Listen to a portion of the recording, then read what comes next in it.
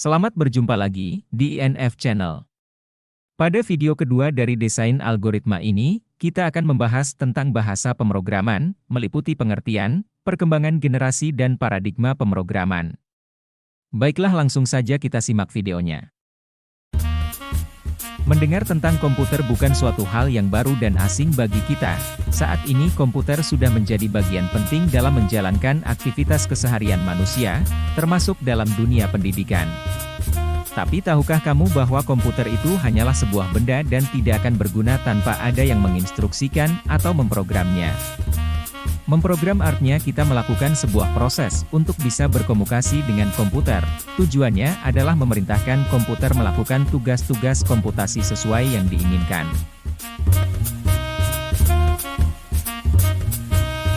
Sekarang mari kita bedakan istilah program dan bahasa pemrograman. Program secara sederhana adalah implementasi algoritma yang ditulis dalam bahasa pemrograman, sedangkan bahasa pemrograman itu sendiri merupakan kumpulan perintah-perintah dalam format atau syntax yang dapat dibaca oleh komputer. Berikut ini adalah perkembangan generasi bahasa pemrograman. Generasi pertama dikenal dengan generasi bahasa mesin. Pada generasi ini baru menggunakan bilangan biner 0 dan 1. Generasi kedua, yaitu generasi assembly language, sudah menggunakan bahasa rakitan.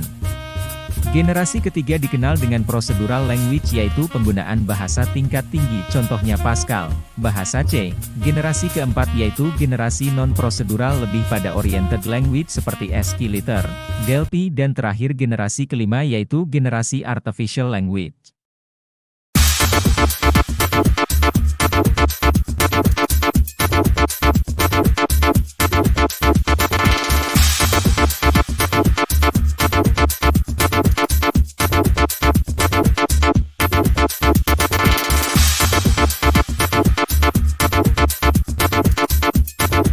Berikut ini adalah beberapa syarat yang harus diperhatikan sebuah program.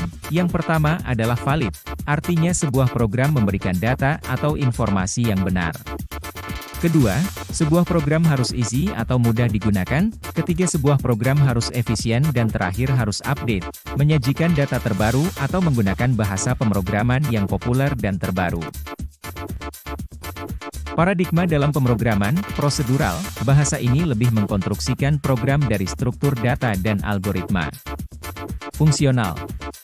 Fungsional didasari konsep pemetaan dan fungsi pada matematika, tidak mempermasalahkan struktur data. Deklaratif. Bahasa ini mengkonstruksikan program dari kumpulan fakta dan aturannya. Sedangkan paradigma objek-oriented, mengkonstruksikan program dari objek-objek dalam ruang lingkup masalahnya.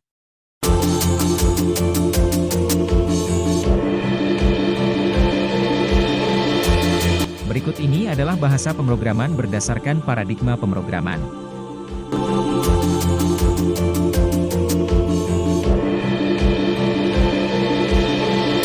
Berikutnya akan ditampilkan beberapa penulisan dari beberapa bahasa pemrograman.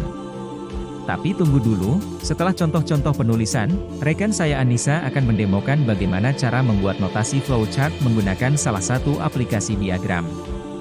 Jadi terus simak videonya sampai akhir.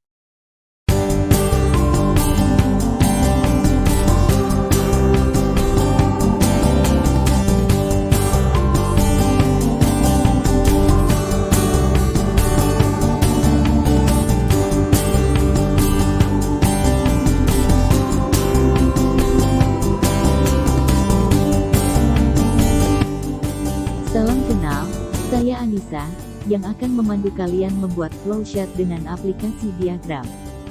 Sebelum ke materi implementasi algoritma dengan bahasa pemrograman, kalian harus bisa membuat notasi flowchart dengan sebuah aplikasi. Kali ini, saya akan demokan menggunakan aplikasi diagram UML.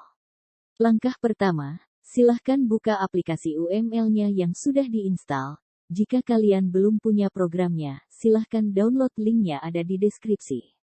Pilih menu model, add diagram lalu pilih flowchart diagram. Kali ini saya akan membuat flowchart luas segitiga, pilih simbol terminator untuk mulai atau start, kemudian pilih simbol data untuk input nilai alas dan tinggi. Kemudian kita hubungkan dengan garis flow.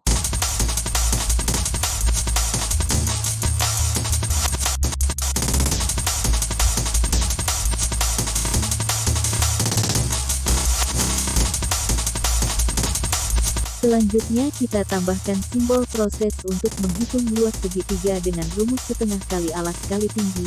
Jangan lupa kita hubungkan dengan garis flow, dan selanjutnya kita buat simbol output untuk hasil dari luas segitiga. Terakhir kita buat simbol N atau selesai dengan simbol terminator.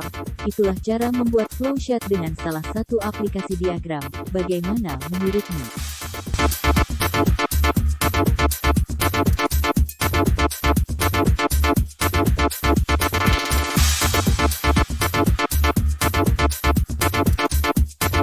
Kemudian, langkah terakhir untuk menyimpan gambar flowchart-nya, yaitu pilih menu File, kemudian pilih Export Diagram As, kemudian pilih salah satu PNG atau JPEG, lalu simpan.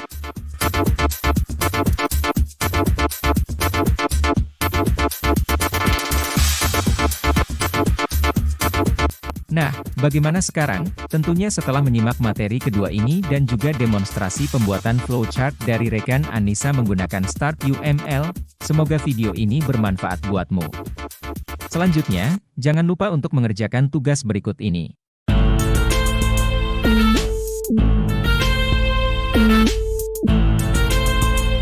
Sampai ketemu lagi di materi berikutnya.